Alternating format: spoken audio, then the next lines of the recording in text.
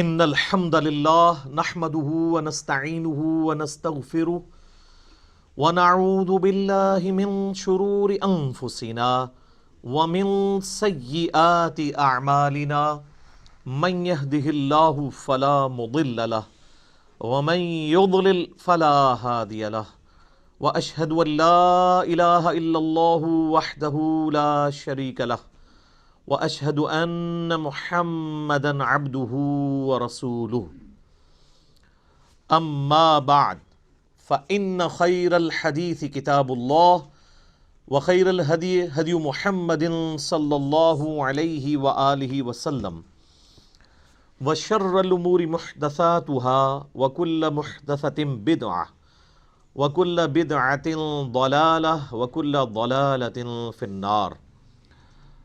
اعوذ باللہ السمیع العلیم من الشیطان الرجیم من ہمزہ ونفخہ ونفثہ بسم اللہ الرحمن الرحیم رب اشرح لی صدری ویسر لی امری واحلل عقدۃ من لسانی یفقہوا قولی. بسم اللہ الرحمن الرحیم ان اللہ وملائکتہ یصلون علی النبی یا ایہا الذین آمنوا صلوا علیہ وسلموا تسلیما. اللہم صلی علی محمد وعلی آل محمد کما صلیت علی ابراہیم وعلی آل ابراہیم انک حمید مجید. اللہم بارک علی محمد وعلی آل محمد کما بارکت علی ابراہیم وعلی آل ابراہیم انک حمید مجید. اللہم ربنا آتنا فی الدنیا حسنة وفی الآخرة حسنة وقنا عذاب النار. ربنا آتنا من لدنک رحمة وہیئ لنا من امرنا رشدا. لا الہ الا انت سبحانک انی کنت من الظالمین. حسبنا اللہ ونعم الوکیل. یا حی یا قیوم برحمتک استغیث ولا حول ولا قوة الا باللہ العلی العظیم. آمین. الحمدللہ آج 15 دسمبر 2019 کو سنڈے کے دن قرآن کلاس نمبر 8 نمبر میں ہم اللہ کے فضل سے سورۃ البقرہ کا آغاز کرنے جا رہے ہیں.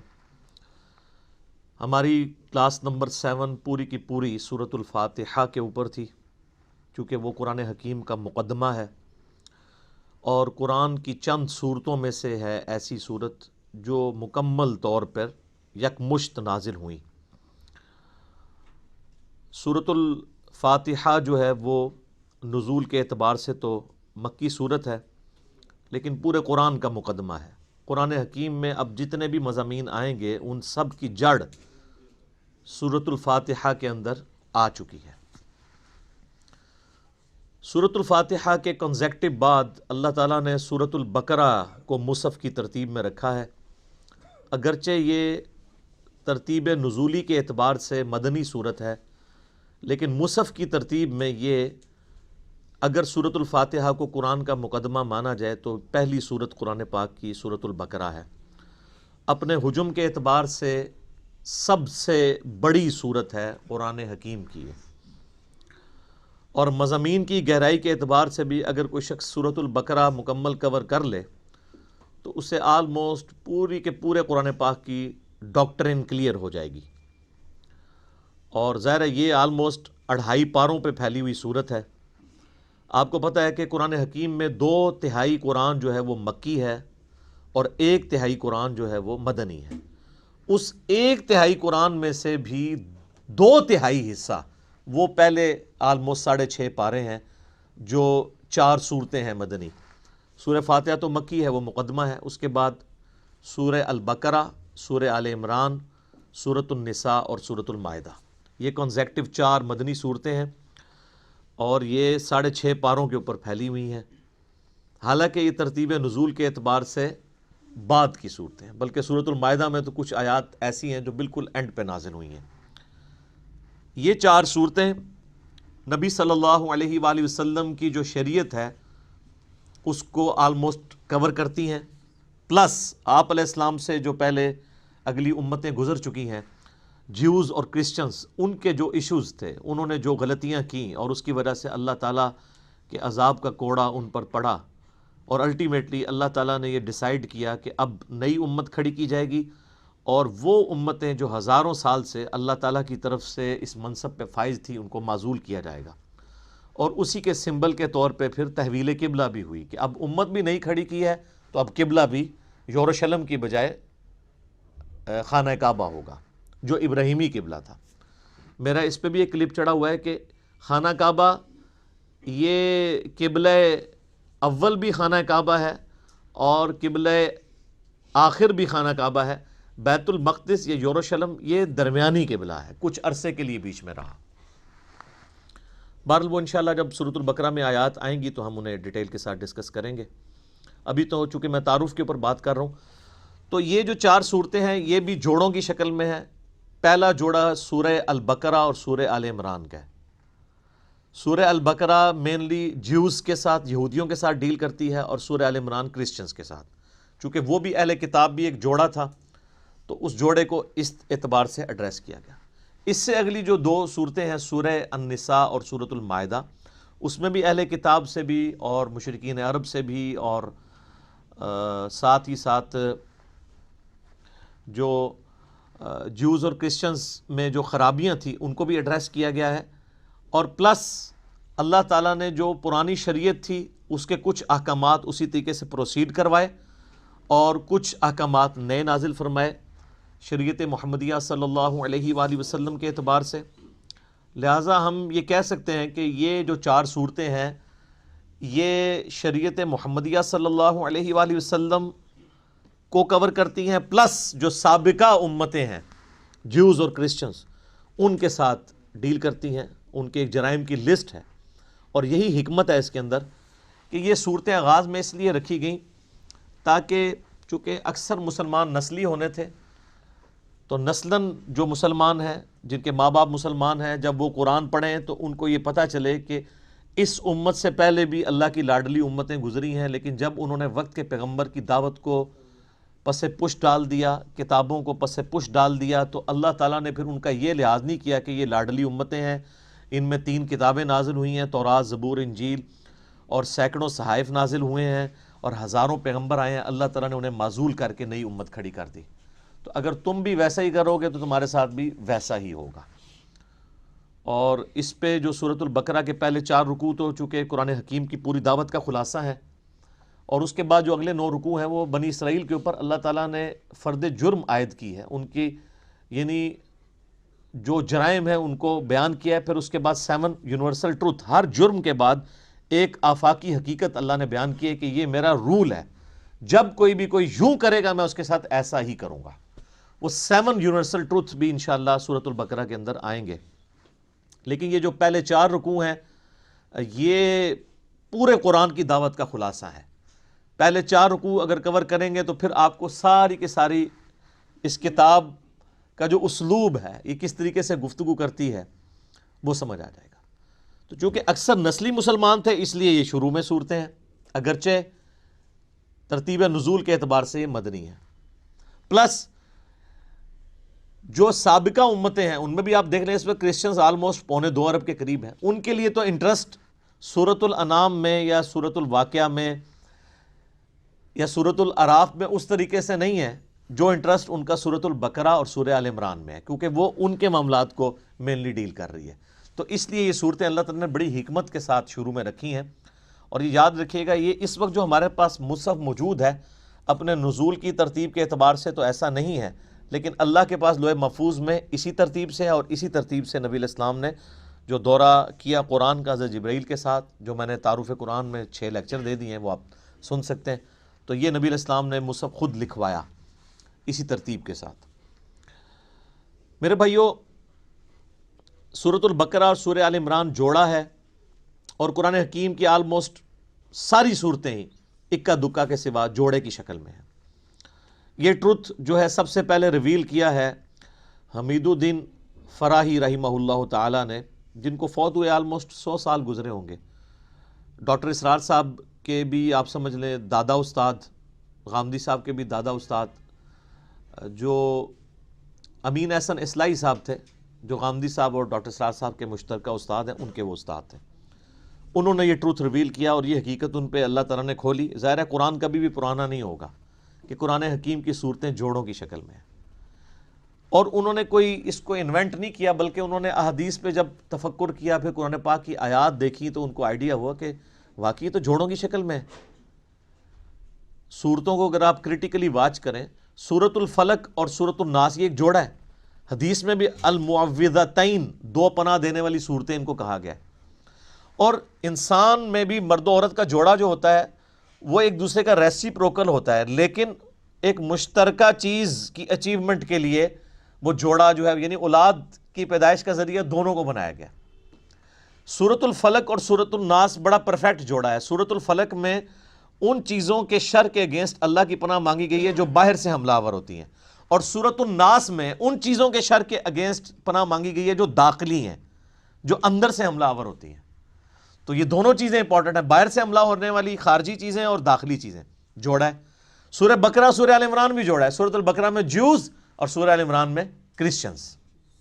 اور اس کا اشارہ بھی موجود ہے صحیح مسلم کے اندر. نبی صلی اللہ علیہ وآلہ وسلم نے فرمایا کہ قرآن حکیم کی تلاوت کیا کرو، قرآن اپنے پڑھنے والے کے لیے سفارش کرے گا.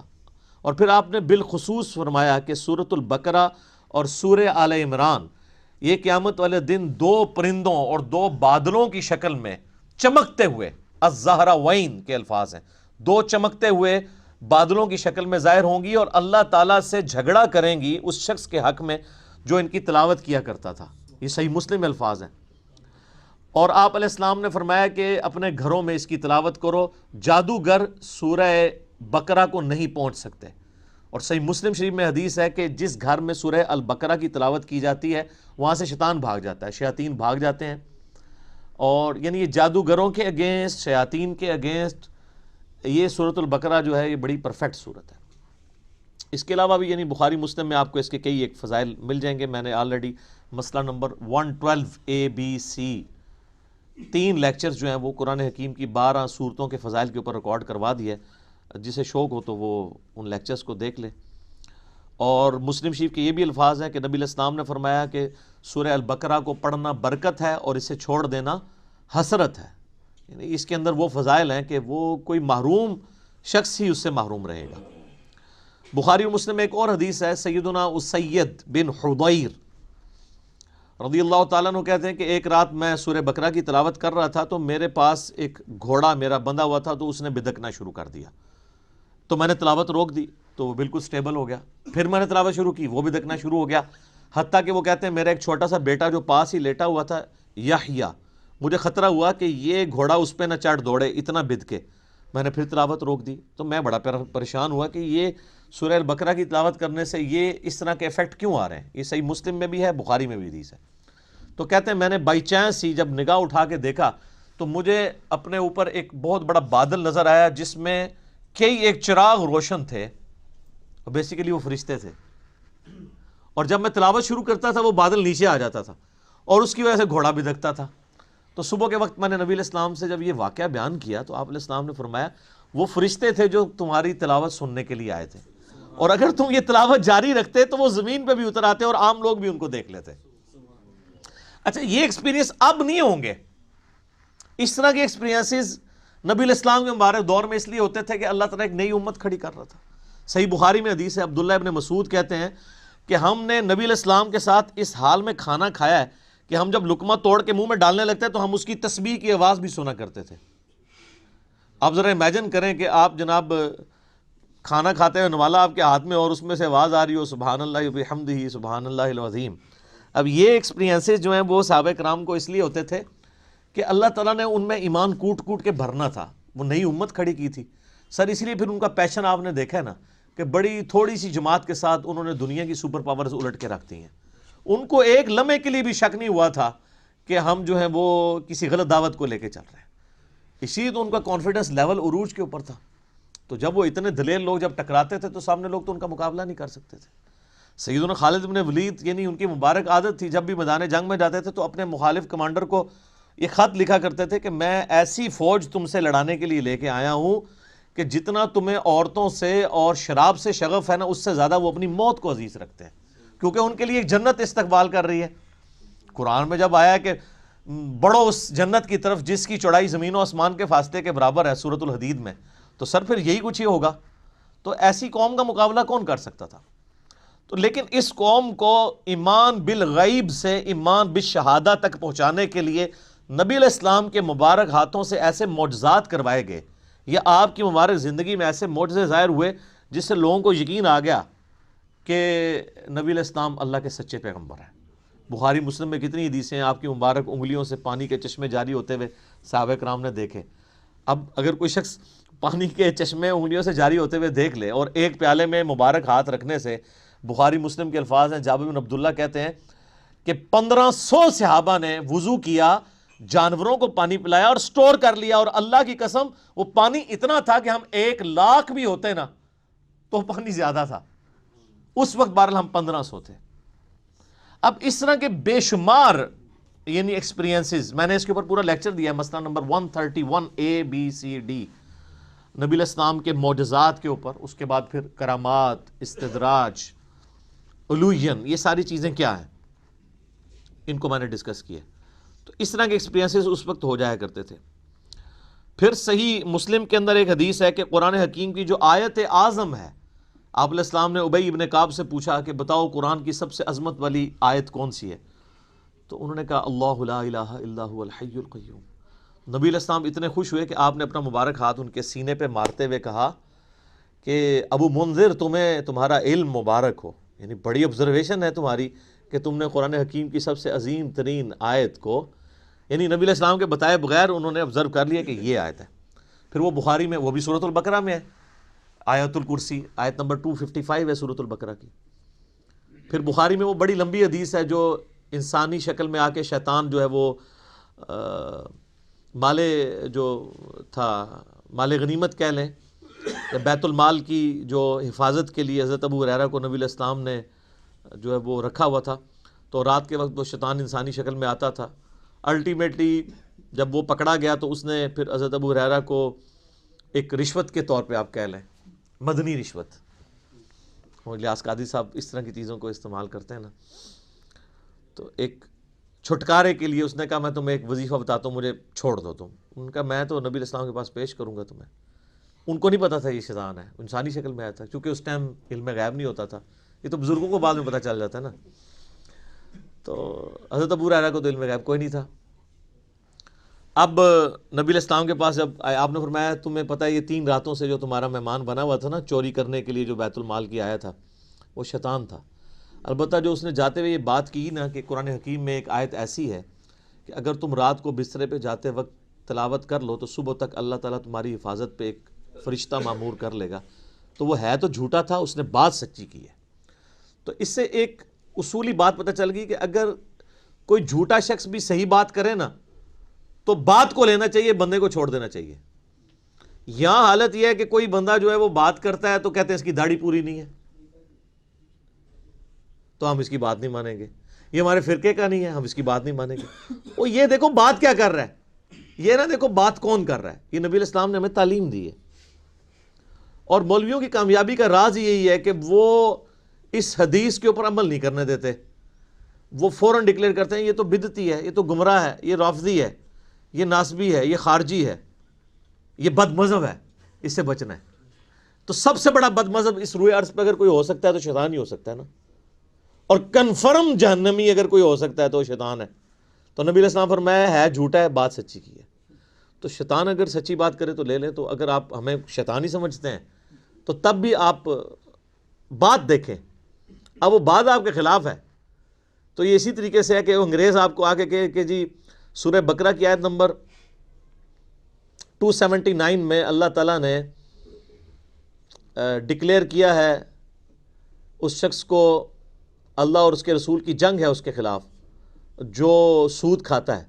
آپ کہیں جی چونکہ تو انگریز ہے اس لیے میں یہ بات نہیں مانتا، تو وہ آپ انگریز کا انکار کر رہے ہوں گے یا قرآن کا؟ قرآن کا۔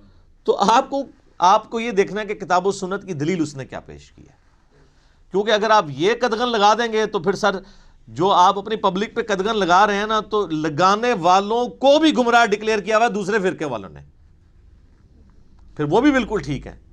بریلوی پھر بالکل ٹھیک ہے کہ اہل حدیث کی بات نہیں سننی چاہیے، کیونکہ اہل حدیث جو کہہ رہے ہیں کہ بریلویوں کی بات نہیں سننی چاہیے۔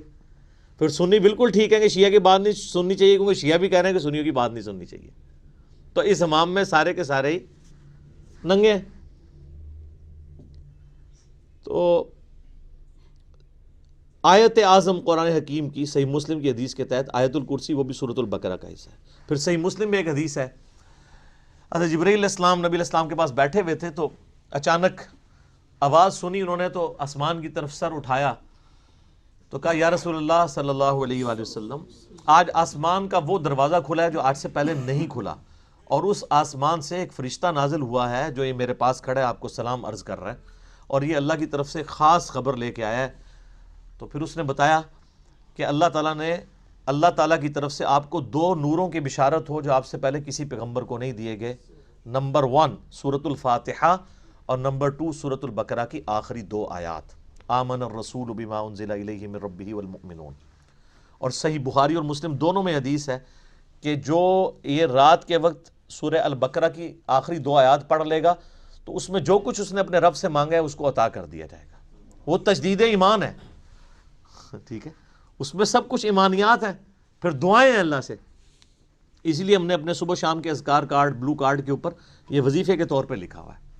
بہت لمبے وظائف نہیں کر سکتا، کم از کم سورہ بقرہ کی آخری 2 آیات زبانی یاد کر لے، اور پڑھتے رہیں گے تو زبانی یاد ہو جائیں گی۔ تو وہ بھی سورہ بقرہ کے یعنی فضائل کے اندر ہی وہ ساری کی ساری چیزیں آتی ہیں۔ باقی اس پہ بولا جائے تو یہ وقت یعنی کافی زیادہ درکار ہے، بنیادی گفتگو کرنا اس لیے ضروری ہوتی ہے، بعض کے لیے انٹرسٹ کا باعث ہوتا ہے، جس طرح بعض لوگوں کے لیے یہ بڑا انٹرسٹ ہوتا ہے کہ یہ سورت مکی ہے یا مدنی ہے۔ تو یہ بھی کوئی پیٹرن نہیں ہے، کئی صورتیں ہیں جن میں اختلاف ہے مکی اور مدنی ہونے پہ، کئی پہ ڈیفینیٹلی ہے، جس طرح کہ اب یہ سورہ بقرہ یہ ڈیفینیٹلی مدنی صورت ہے، پھر اس میں ایسی آیات بھی آئیں گی جو مدینہ شریف سے تعلق رکھنے والے واقعات ہیں۔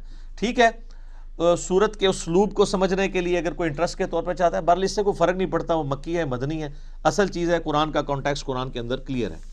تو آپ یہ دیکھیں، اب اپنے اپنے مصحف کھول لیں آپ، سورۃ البقرہ جو ہے مدنی صورت ہے، اور اس میں 286 آیات ہیں۔